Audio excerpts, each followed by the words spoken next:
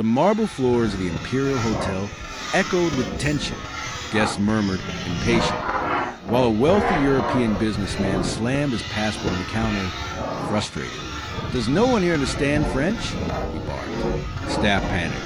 A manager fumbled with Google Translate.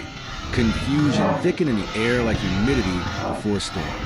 Meanwhile, in the corner, a maid silently wiped a brass railing, invisible as always. Then, without raising her head, she softly said in perfect French, "Monsieur, je pourvoyez. Vous allez rester calm." The room froze. The billionaire turned. Eyes widened. Staff stared in disbelief. And in that single moment, the quiet woman everyone ignored became unforgettable. Well, they called her just a maid until she spoke 5 languages fluently and changed everything.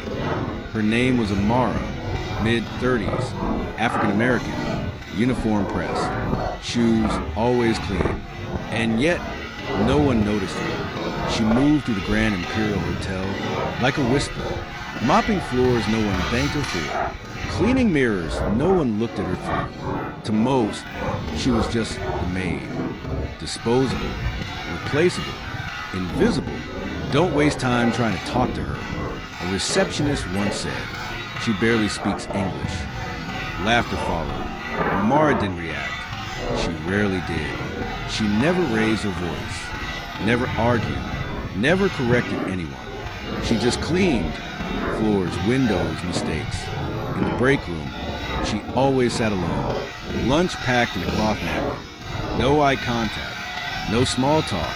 But when no one was watching, she'd open her locker slowly, and inside, taped to the door, was a single photograph. A little girl, no older than 7, smiling wide in a school uniform. Her daughter, her reason for enduring it all. Sometimes Amar would stare at the picture just a second too long, before quietly shutting the locker and returning to hallways where voices echoed but never included her. No one ever asked where she was from. No one ever asked who she had been before the mob. They thought they knew her story, but they had no idea what she was hiding. It wasn't that they were cruel. It was worse. They were indifferent. To them, Amara wasn't a person. She was a uniform, a name tag, a mop that moved by itself. Amara, when the front desk clerk snapped. "No, not there. Over here. And hurry. The VIPs are arriving." She obeyed without a word. She always did. A guest accidentally bumped into her. Didn't apologize. Just looked at his jacket, like her existence had left a stain. Another left a half-eaten meal on the lobby couch. Amara bent quietly to clean it, while 2 bellboys watched and whispered. "Bet she lives in the basement. She probably doesn't even speak English." Laughter. Again, she heard them. She always did. Still, she moved like wind through a garden. Quietly, officially, unnoticed, until the floor manager arrived. Tall, loud, always on edge. She pointed at a trash bin and snapped, "Do you not see that? Are you blind?" Amara nodded and moved toward it. "Honestly," the manager muttered loud enough for all to hear, "I don't know why we hire people who can't even speak properly. You're just a help. Know your place."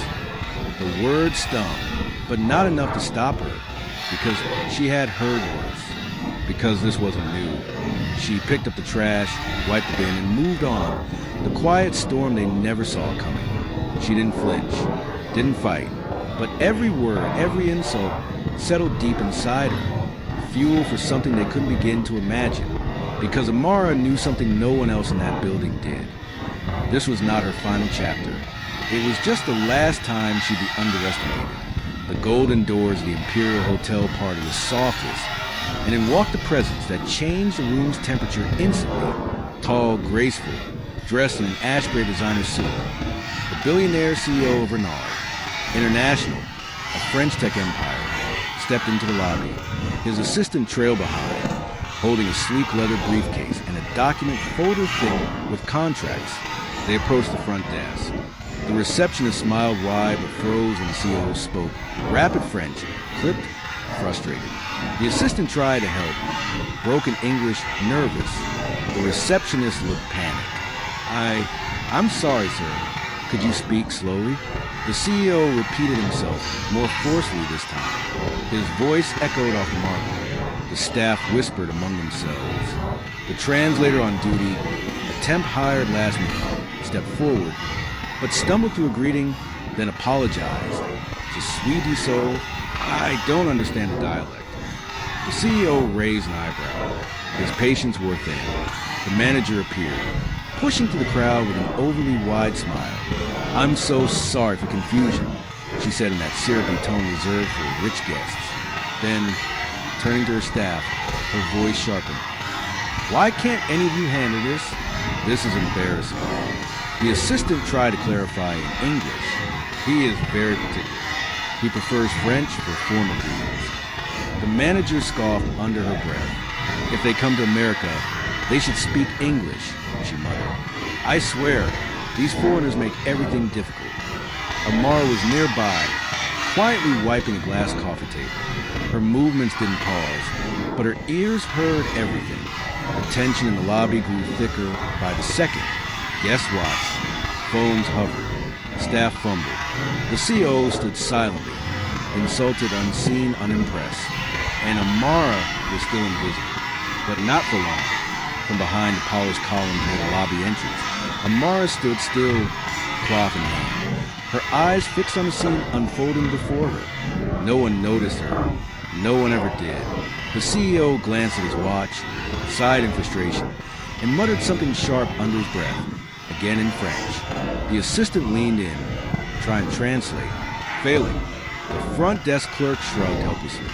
The manager clenched her jaw and hissed. "Just get him to sit down.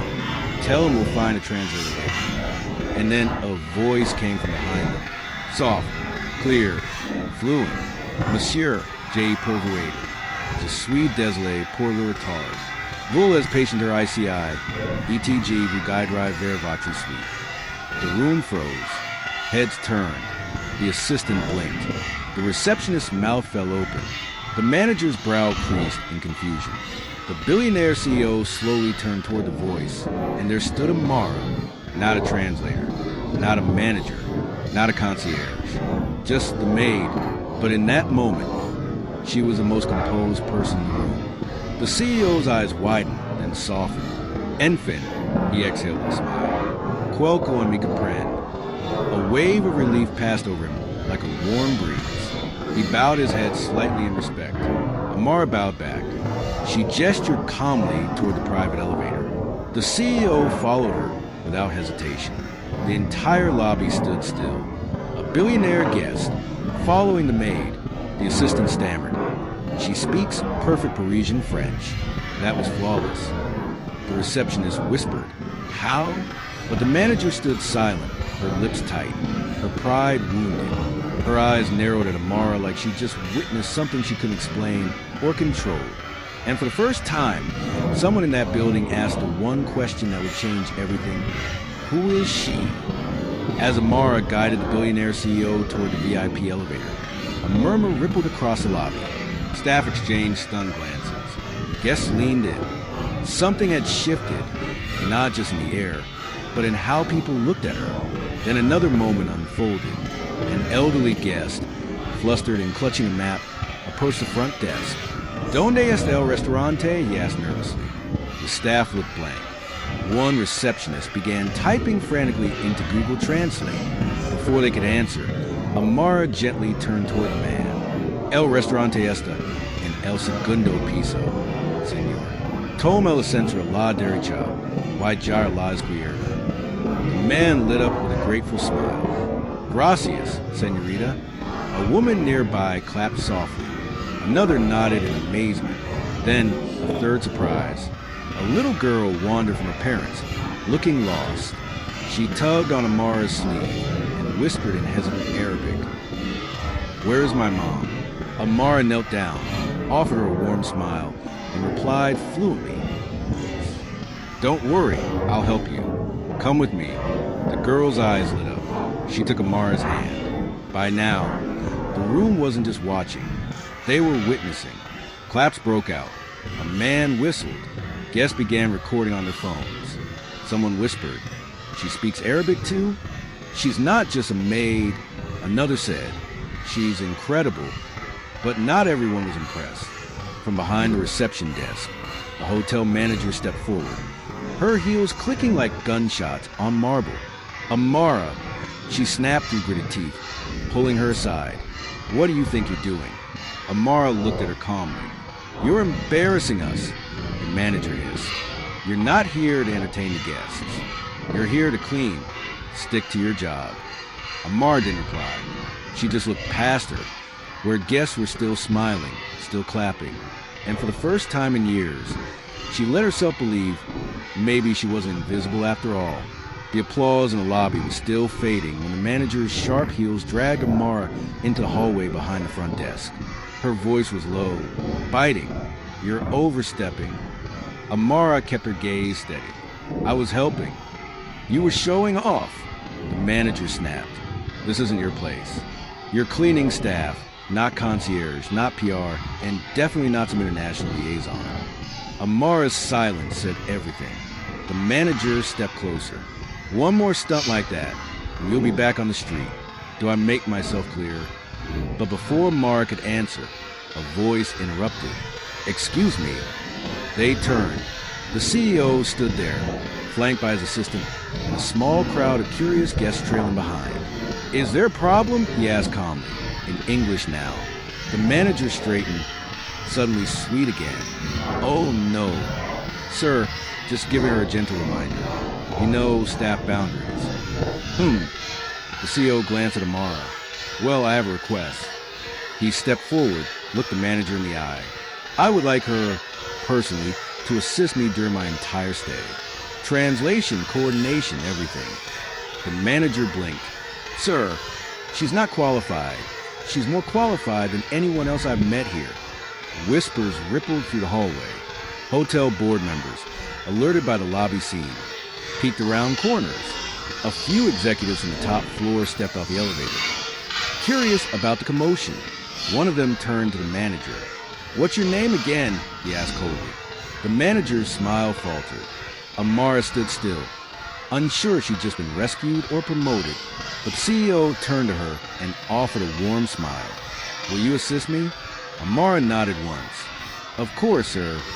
As they walked away side by side, the staff and the guests watched her in awe, and the manager, left behind, silent, seething, and suddenly very, very replaceable. The VIP suite was breathtaking, gold accents, marble counters, skyline views. But the billionaire CEO wasn't looking at any of it. He sat across from Amara, now changed into a fresh hotel uniform. She poured him tea without speaking. You're not just a hotel maid, he said gently. Amara gave a soft smile. Her eyes dropped to the tea. Not originally. He leaned forward. Then who are you? She hesitated. Then she reached into her pocket and unfolded a worn photo. Her with a young girl, maybe 10 years old, both smiling under a flowering tree. That's my daughter, Layla. The CEO studied the photo. Amara continued. Back home, I was a professor. I taught linguistics at a university. 5 languages, 2 dialects, and translation theory. So you weren't just fluent. You were an expert. I am an expert, she corrected softly. She stared out the window. When the war began, everything fell apart. Universities shut down. Our home was bombed. I grabbed what I could and ran. You fled. She nodded. With Layla on my back, we crossed borders, waited in camps, applied for asylum. By the time we made it here, no one cared what I used to be. Her voice cracked but didn't break. I had no documentation, no job history this country would recognize. No one wanted a refugee professor, but hotels need maids. Silence. So I cleaned floors, smiled, stayed invisible, because invisible people don't get deported. The CEO didn't speak right away. He simply nodded with quiet respect. And your daughter? At school, top of her class. I tell her every day, clean hands, clean heart, clean dreams. That's how we survive. A tear slipped down her cheek. She wiped it quickly. I didn't want to tell anyone. It was easier to be what they expected. He looked at her, not as a maid, but as a warrior. Not anymore, he said. Not with me. And for the first time, Amara allowed herself to believe she could be seen. The lobby buzzed with activity. Guests whispered. Staff stole glances. Word spread like wildfire. The maid who spoke 5 languages, the billionaire who demanded her by name. Amara walked beside the CEO, calm, composed, until the manager stepped in front of them, lips tight, eyes wild. This is ridiculous, she snapped. She's lying. She's not who she says she is. She's a fraud. Guests turned. Phones lifted. Amara froze, but didn't flinch. The CEO glanced at Amara, then back at the manager. And what exactly is she lying about? He asked. This whole act. French, Arabic. She's just showing off. I checked her file. She has no qualifications. Amara looked down, not in shame, but in practiced silence. The CEO stepped forward, his voice sharp but even. No qualifications? He pulled out his phone, tapped a few times. I had someone call the university in Dakar, linguistics department. They remembered her.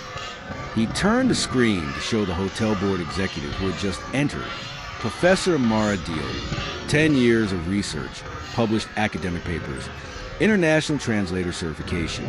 And that's just one of her degrees. A ripple went through the staff. The manager opened her mouth, but nothing came out. The CEO wasn't done. She has more education than your entire front desk team combined, and more dignity than any of you gave her credit for. The board member nodded slowly.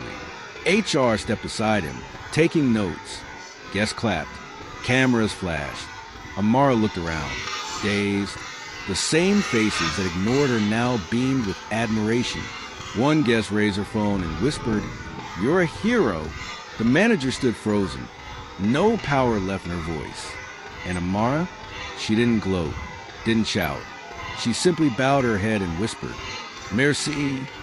The room felt like it had flipped upside down. Just minutes ago, Amara was invisible. Now, everyone was watching her with awe. The CEO stepped up onto the center of the lobby staircase and turned to face the crowd, voice echoing with quiet authority. Effective immediately, I am personally appointing Amara Diop as the new director of global guest experience for my hotel chain, starting with this location. A long beat of stunned silence. Then applause. Loud, rising, unstoppable. Guests clapped. Staff who had once mocked her wiped their eyes. One young bellboy shouted, "Yes, Miss Amara." The manager gasped, "You can't do that." The CEO didn't even look her way. "You're fired," said the board executive behind him, arms crossed. Hotel security stepped in as a manager fumbled for words. But no one listened anymore, because every eye was on Amara. She stood still for a moment, shell-shocked, one hand gripping a photo of her daughter in her pocket. The same hands that had once scrubbed toilets now shook with disbelief.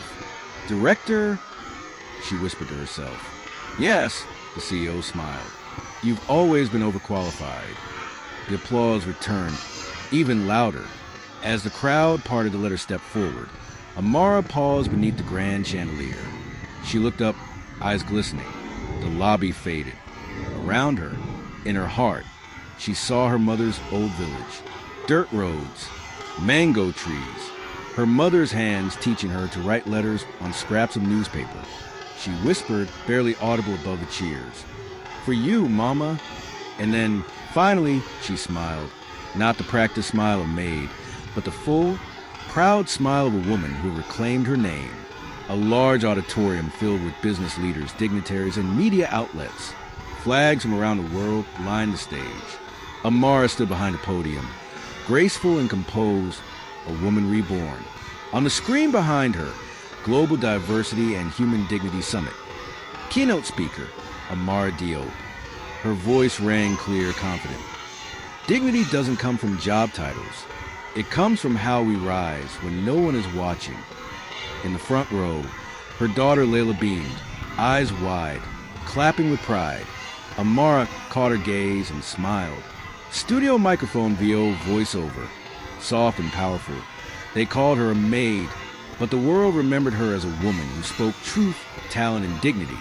in every language that matters. The crowd rose for a standing ovation. As the screen faded to black, only one word remained: scene,